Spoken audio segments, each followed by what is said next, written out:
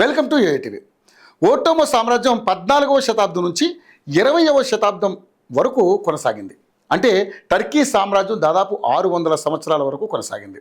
ఇది ఆగ్నేయ ఐరోపా, పశ్చిమ ఆసియా, ఉత్తర ఆఫ్రికాలో ఎక్కువ భాగాన్ని నియంత్రించింది. ఇక్కడ విషయం ఏంటంటే అనాటోలియాలో చిన్న రాజ్యంగా స్టార్ట్ అయిన ఓటోమో సామ్రాజ్యం కాలక్రమంలోనే వియన్నార్ నుంచి పెర్షియన్ గల్ఫ్ వరకు, అలాగే ఆల్జేరియా నుంచి యోమెన్ వరకు విస్తరించింది. ఇప్పటి ఇజ్రాయెల్ దేశంతో పాటు ప్రస్తుతం ఉన్న అరబ్ దేశాలన్నీ కూడా అప్పట్లో ఈ ఓటోమో సామ్రాజ్యంలో ఉండేవి. అంటే అప్పట్లో టర్కీ దేశం ఆధీనంలోనే ఉండేవి అన్నమాట. అప్పట్లో యూరోపియన్ దేశాలకు చెందిన వారు కొంతమంది వివిధ రకాల ఉత్పత్తులను, అలాగే వ్యవసాయానికి సంబంధించినటువంటి వస్తువులను ఓటోమో సామ్రాజ్యానికి అమ్మి జీవితం గడిపేవారు.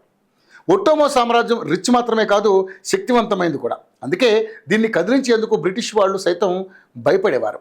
ఇదిలా ఉంటే 1914లో మొదటి ప్రపంచ యుద్ధం ప్రారంభమైంది.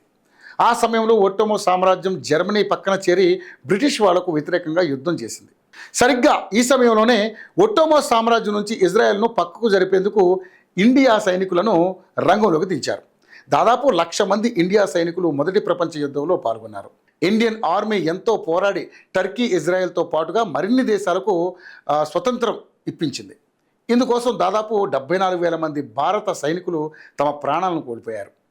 ఆ యుద్ధం తర్వాత ఓటోమో సామ్రాజ్యం 12 దేశాలుగా ఏర్పడింది.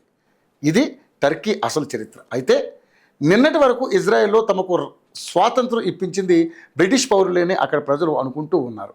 అంతేకాదు దీన్ని పుస్తకాల్లో కూడా పొందుపరిచారు. అయితే తాజాగా ఈ అంశంపై హైఫా నగరం మేయర్ మాట్లాడుతూ, మన దేశానికి నిజమైన ఫ్రీడమ్ను తెచ్చింది బ్రిటిష్ కాదు, భారత్ సైనికులే.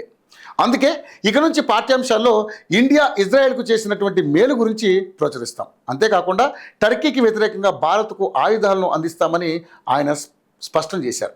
అలాగే టర్కీకి వ్యతిరేకంగా ఇండియా చేస్తున్నటువంటి పోరాటానికి వ్యతిరేకంగా తమ వంతు సాయాన్ని అందిస్తామంటూ హైఫా మేయర్ స్పష్టం చేశారు. అంతేకాకుండా అందుకు తగిన కార్యాచరణను కూడా రూపొందించారు.